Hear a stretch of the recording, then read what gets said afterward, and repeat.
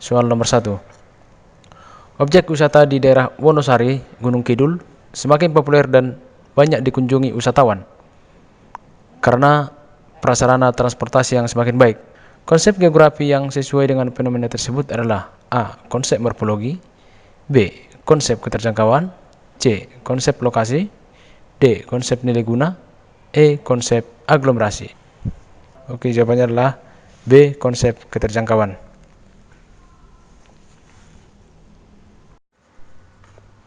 Oke, kita akan lanjut ke soal nomor 2. Di Pulau Sumatera, berdasarkan penelitian telah terjadi peningkatan populasi harimau dari tahun 1992 yang berjumlah 400 ekor menjadi 600 ekor di tahun 2016. Meskipun demikian, ancaman terhadap populasi harimau akan terus terjadi karena beragam faktor seperti alih fungsi hutan yang menjadi habitatnya. Prinsip geografi yang sesuai dengan fenomena tersebut adalah A. Prinsip korologi, B. Prinsip interrelasi, C. Prinsip distribusi, D. Prinsip deskripsi, E. Prinsip interaksi. Nah, sebelumnya kita akan membahas ada 4 prinsip geografi.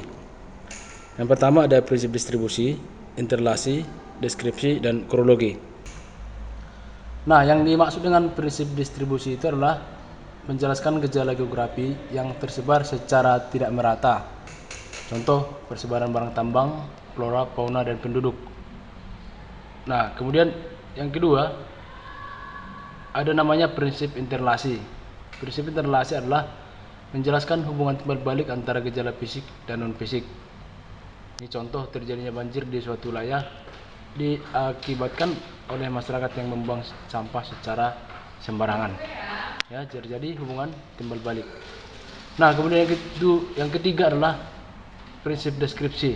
Prinsip deskripsi ini adalah menjelaskan dengan menggunakan tabel, grafik maupun diagram. Jadi kata kuncinya adalah tabel, grafik maupun diagram.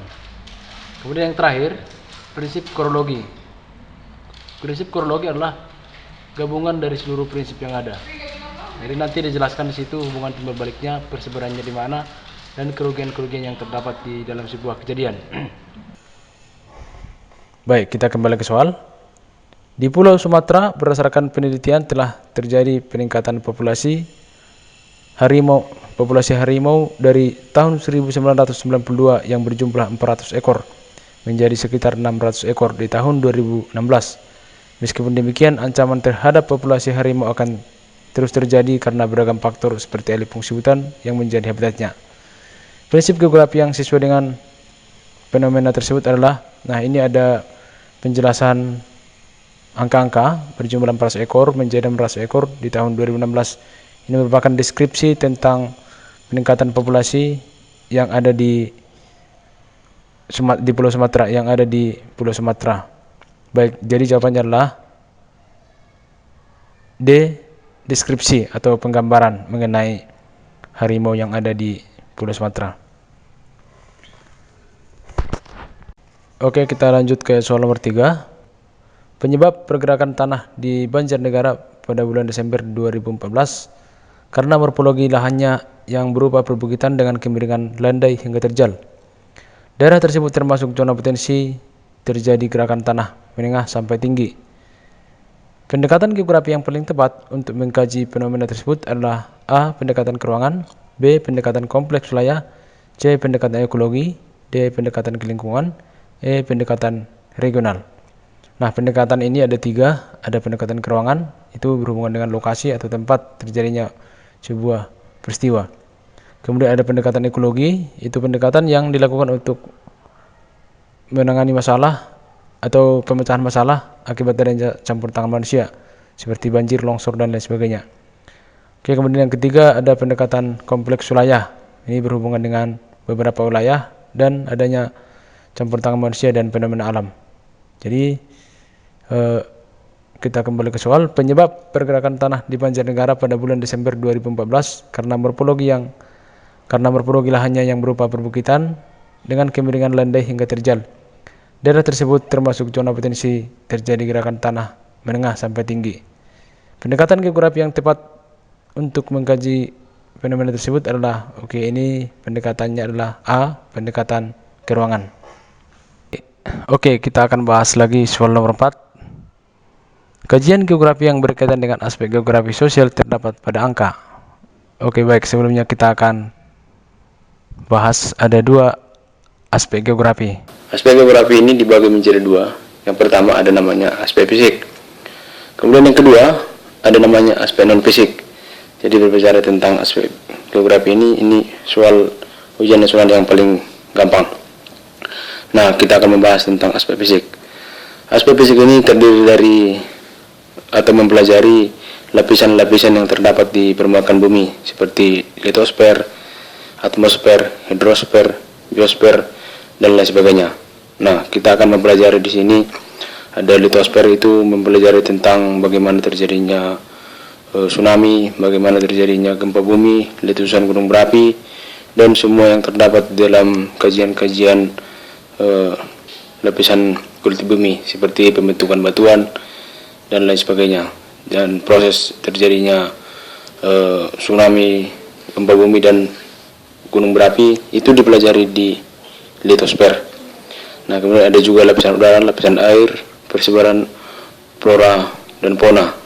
Nah, itu yang termasuk ke dalam aspek fisik. Nah, kemudian yang kedua ada namanya aspek non fisik.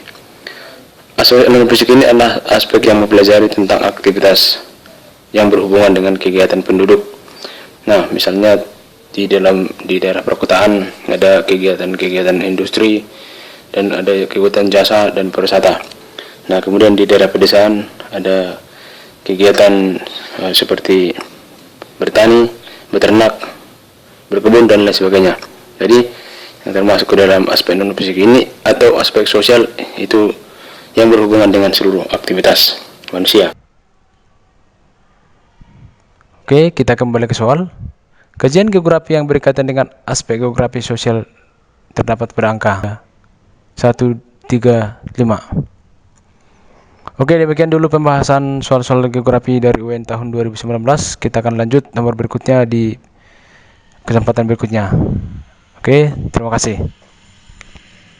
Oke, kita lanjut ke soal nomor 5. Mira mendapat tugas dari guru geografi untuk membuat sketsa rute perjalanan dari rumah ke sekolah. Hasil yang diperoleh Mira sebagai berikut. 1. Dari rumah menuju titik 180 derajat sejauh 200 meter. 2. Kemudian berbelok ke arah 90 derajat sejauh 2 km. Selanjutnya berbelok ke arah 45 derajat sejauh 200 meter. Lalu menuju ke sekolah ke arah 0 derajat sejauh 200 meter. Sketsa sesuai informasi tersebut terdapat pada gambar. Oke, kita gambar dulu rute perjalanannya. Dari rumah menuju titik 180 derajat. Oke, kita buat dulu di sini. Ini ada sudut-sudutnya. Oke, ini 90 derajat, 180 derajat, 270, 360 derajat. Oke, dari rumah menuju titik 180 derajat. Menuju titik 180 derajat. Ini 180 derajat. Kemudian berbelok ke arah 90 derajat sejauh 2 km. Berbelok ke arah 90 derajat 2 km. Selanjutnya berbelok ke arah 45 derajat sejauh 200 meter. Ini 45 derajat, berarti dia berbelok ke sini 45 derajat 200 meter. Lalu menuju ke sekolah ke arah 0 derajat. 0 derajat di sini. Lalu menuju ke sekolah ke arah 0 derajat sejauh 200 meter. Oke, ini adalah 0 derajat. Di sini sekolahnya. Oke, sketsa sesuai informasi tersebut terdapat pada gambar. Jawabannya adalah D.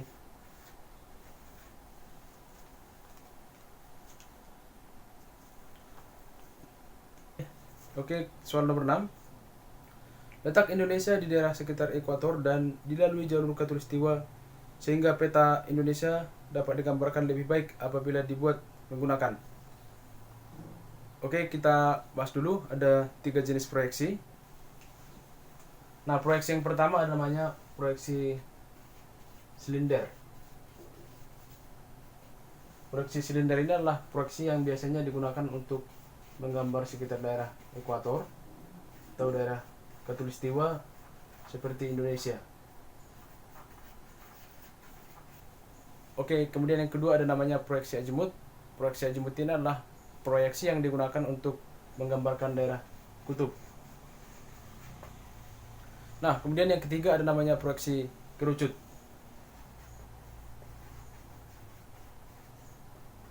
Proyeksi kerucut ini adalah proyeksi yang digunakan untuk menggambarkan daerah sekitar lintang tengah seperti daerah Eropa. Oke, kita kembali ke soal. Letak Indonesia di daerah sekitar ekuator dan dilalui jalur khatulistiwa sehingga peta Indonesia dapat digambar lebih baik apabila dibuat menggunakan. Oke, jawabannya adalah C, proyeksi silinder. Oke, kita lanjut ke soal nomor 7. Ketinggian titik X pada sketsa kontur seperti gambar adalah titik-titik dimanfaatkan untuk. Oke, untuk mengetahui ketinggiannya kita menggunakan rumus skala kontur.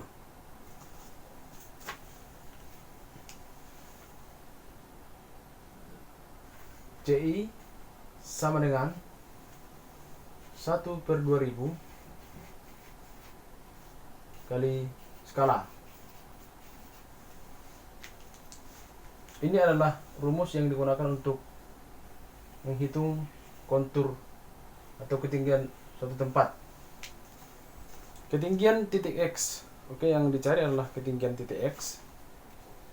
Oke, dari rumus ini berarti kita akan bisa menghitung titik X.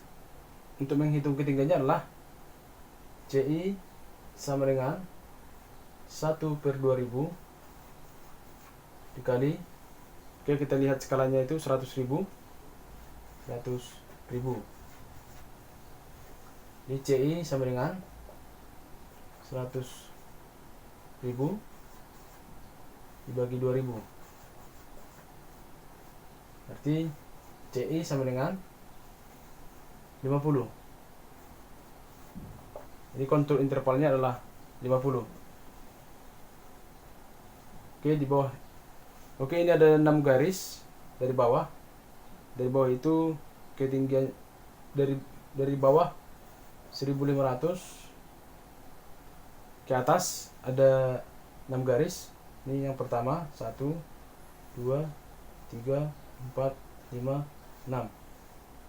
Ini X nya ya. Oke, langsung kita tambah ke 50 ya. 1550. Sini 1550, 1600, 1650, 1700, 1750. Oke, jawabannya adalah D, 1750. Interpretasi pada citra pengendaraan jauh memiliki ciri-ciri. Bentuk dan ukuran gedung teratur dan seragam. Pola teratur dengan jarak rapat, terletak di tepi jalan besar, dan nampak konsentrasi kendaraan bermotor dan tidak bermotor. Objek yang sesuai dengan ciri tersebut adalah A. Perumahan, B. Sekolah, C. Perkantoran, D. Pasar, E. Terminal. Oke, untuk memudahkan menjawab soal ini, kita langsung lihat saja inti-inti dari pertanyaan ini. Nampak konsentrasi kendaraan bermotor dan tidak bermotor dan terletak di tepi jalan besar. Oke, satu persatu kita lihat. Ini ada perumahan, kemudian ada sekolah, gedung-gedung perkantoran, pasar, dan terminal. Nah, di sini di terminal ini ada tampak konsentrasi kendaraan bermotor dan juga gedungnya teratur dan rapat. Jadi jawabannya adalah E, terminal. Oke, kita lanjut ke nomor 10. Keunggulan sistem informasi geografis terdapat pada angka. 1. Pengolahan data memerlukan keahlian khusus. 2.